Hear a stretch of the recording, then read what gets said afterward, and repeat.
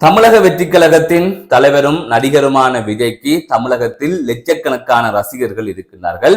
அவர்கள் இன்று தொண்டர்களாக மாறியிருக்கிறார்கள். இவ்வாறு லட்சக்கணக்கான ரசிகர்கள் இருக்கின்ற நிலையில் ஒரு சிலரின் செயற்பாடு என்பது விரும்பத்தகாத வகையில் தான் இருக்கிறது, ஆர்வ கோளாறான முறையில் இருக்கிறது. அதனை மறுப்பதற்கல்ல, ஆனால் அவர்களையே இவர்கள் தற்குறி என்கின்றார்கள். இதுல உண்மை என்னவென்று சொன்னால், விஜய் கட்சியில் சில தொண்டர்கள் தான் உண்மையிலே பார்க்கின்ற போது தற்குறித்தனமான செயல்களில் ஈடுபட்டுக் கொண்டிருக்கிறார்கள்.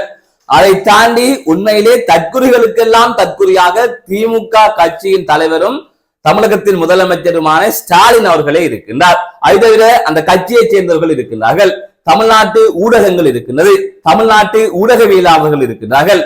இவை தொடர்பாகத்தான் இதிலே விரிவாக பார்க்க இருக்கின்றோம். இலங்கையிலே விஜயா சீமானா என்கின்ற பிரச்சனை போய்கொண்டிருக்கின்றது. இந்த பிரச்சனைகளுக்குள் நாங்கள் திமுக போன்ற கட்சிகளை எல்லாம் மறந்து விட்டோம். இந்த நிலையில் தான் விஜய் ரசிகர்களில் ஒரு சிலரின் செயற்பாட்டை வைத்து அவர்கள் தற்குறிகள் என்று பலராலும் விமர்சிக்கப்படுகின்றார்கள்.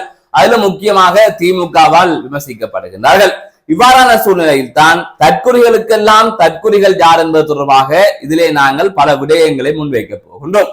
அந்த வகையிலே ஒரு கட்சியில் சிலர் தற்குறித்தனமான செயற்பாடுகளில் ஈடுபடுகின்றார்கள் என்று சொன்னால் அது பரவாயில்லை. அவர்கள் ஏதோ ஆர்வ கோளாறுகளில் செய்கின்றார்கள், அதுவும் இளைஞர்கள் செய்கின்றார்கள். அவர்கள் இப்போதுதான் அரசியலை உற்று நோக்குகின்றார்கள் என்று பார்க்கலாம். ஆனால் திமுக கட்சியின் தலைவரும் முதலமைச்சருமான ஸ்டாலினே ஒரு தற்குறியாகத்தான் இருக்கின்றார். அதாவது இங்கு நான் தற்குறி என்பது நானாக தற்குறி என்று குறிப்பிடவில்லை, எனக்கு தற்குறிக்கான உண்மையான அர்த்தம் என்னவென்றும் தெரியாது. ஆனால் நீங்கள் விஜய் ரசிகர்களை தற்குறி என்கின்றீர்கள், அவர்கள் செய்கின்ற சில செயற்பாட்டை தற்குறிகள் என்கின்றீர்கள். அதை நான் புரிந்து கொள்கின்றேன். அதை விட மோசமாக ஸ்டாலினின் செயற்பாடு இருக்கின்றது, திமுக கட்சியின் செயற்பாடு இருக்கின்றது, தமிழ்நாட்டு ஊடகங்களின் செயற்பாடு இருக்கின்றது, தமிழ்நாட்டு ஊடகவியலாளர்களின் செயற்பாடு இருக்கின்றது. அப்ப நீங்க சொன்னதை வைத்துத்தான் நான் அங்கே இவர்களை தற்குறி என்று குறிப்பிடுகிறேன். அதனை தாண்டி நான் தமிழ்நாட்டு முதலமைச்சர் தற்குறி என்று குறிப்பிட்டு விட்டேன் என்று நிரஞ்சாரம் வர வேண்டாம். அந்த வகையில் ஸ்டாலின் அவர்களின் செயற்பாட்டை பார்ப்போம். அதாவது என்ன கதைக்கின்றோம் என்று தெரியாமல் கதைப்பது, என்ன சொல்ல வருகின்றார்கள் என்று விளங்காமல் கதைப்பது, கிட்டே வருபவர்களை தள்ளி விடுவது, இவ்வாறான வேலைகளில் எல்லாம் அவர் ஈடுபடுவது உண்டு. அதனை தாண்டி ஊடகங்களை விலைக்கு வாங்கி வைத்திருப்பது, ஊடகவியலாளர்களை விலைக்கு வாங்கி வைத்திருப்பது, அவர்களெல்லாம் தற்குறிகளுக்கே தற்குறிகளாக மாற்றி வைத்திருப்பதெல்லாம் ஸ்டாலினின் சிறப்பம்சமாக இருக்கின்றது. அந்த வகையில் ஊடகவியலாளர்களுக்கு அவர் பதிலளிக்க சென்றால் ஊடகவியலாளர்கள் அடுத்து என்ன கேட்கப் போகின்றார்கள் என்பதற்கு முன்பே பதிலளிக்கின்ற ஒருவராக அவர் இருக்கின்றார். அப்படின்னா எந்த அளவுக்கு திறமையானவர் என்று பாருங்கள். அதை விட முக்கியமானது, எழுதி கொடுத்ததை பாட்டை வாசிக்க தெரியாத ஒருவர். இப்படியாக அவர் இருக்கின்றார். சரி, அவர்தான் அப்படி இருக்கின்றார் பார்த்தால் அந்த கட்சியில் இருக்கின்ற மூத்த தலைவர்கள் ஐயா இன்பநிதி அவர்களும் முதலமைச்சராக வந்தால் நான் அதை பார்த்து விட்டு சந்தோஷமாக மரணித்து போவேன் என்று கருத்து கூறுகின்றவர்களாக இருக்கின்றார்கள். அப்படி என்றால் இவர்கள் எல்லாம் எந்த வகையில் இவர்களை எல்லாம் சேர்ப்பது எவ்வளவு கேவலமானவர்கள் என்று பாருங்கள். பரம்பரையாக கொத்தடிமைகளாக அவர்களுக்கு ஆதரவளித்துக் கொண்டு வருகின்ற இவர்களை எல்லாம் என்ன வார்த்தையை கொண்டு பேசுவது? அதனை தாண்டி பார்த்தீங்கன்னு சொன்னால் திமுகவை சேர்ந்தவர்கள் பெண்களை ஆபாசமாக பேசுவது, அதை தவிர கொள்ளை அடிப்பது, ஆட்களை தாக்குவது, இவ்வாறு பல்வேறு வட்ட விடயங்களை செய்து வருகின்றார்கள். அதை தவிர ஊடகங்களுக்கு வருவோம். இங்க ஊடகவியலாளர்கள் என்று சொல்லிக் கொண்டு வருகின்றவர்களை முதலிலே பார்ப்போம். நான் செம்பு இல்லை அண்டா ஆண்டு ஒருவர் இருக்கின்றார். அவர் எந்த ரகம் என்றே தெரியாது. அதே போல நக்கீரன் கோவால், இந்த மனுஷன் எந்த காலத்திலேயுமே உண்மையை சொன்ன கிடையாது.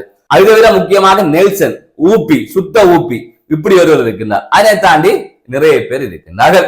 ஊடகவியலாளர்கள் சொன்னால் அனைத்து கட்சியினரும் செய்கின்ற பிழைகளை சுட்டி காட்டுபவர்களாக இருக்க வேண்டும். முக்கியமாக ஆளுங்கட்சி விடுகிற தவறுகளை சுட்டி காட்டுகின்றவர்களாக இருக்க வேண்டும். என ஆட்சி ஒரு கட்சி இருக்கிறவங்க அந்த கட்சியை நோக்கி பல கேள்விகளை எழுப்புகின்றவர்களாக இருக்க வேண்டும். ஆனால் தமிழ்நாட்டில் இருக்கின்ற ஊடகங்களாக இருக்கட்டும் அல்லது ஊடகவியலாளர்களாக இருக்கட்டும், எப்படியானவர்கள் சொன்னால் திமுகவின் ஐடி விங் போன்றவர்கள். அவர்கள் திமுகவை மட்டும் விமர்சிக்க மாட்டார்கள், திமுகவை மட்டும் பாதுகாத்துக் கொண்டு ஏனைய கட்சிகளை எல்லாம் விமர்சிப்பார்கள். ரசிகர்கள் சிலர் ஆர்வ கோளாறால் நடந்து கொள்வதை தற்குறிகள் என்கின்றார்கள். ஆனால் இவர்கள் எல்லாம் எப்படியான தற்குறிகள்? பணத்திற்காக எதையும் செய்யக்கூடிய ஒரு தற்குறிகளாக இவர்கள் இருக்கின்றார்கள்.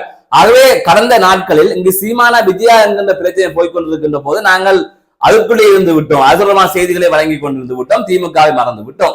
ஆனால் அது அண்ணன் தம்பி பிரச்சனை, இரண்டுமே தமிழர்கள். ஆனால் இந்த வந்தேரியின் கதைகளை நாங்கள் சொல்ல வேண்டியிருக்கிறது. இந்த வந்தேரியை தமிழகத்தை விட்டு கலைக்க வேண்டிய தேவை இருக்கின்றது.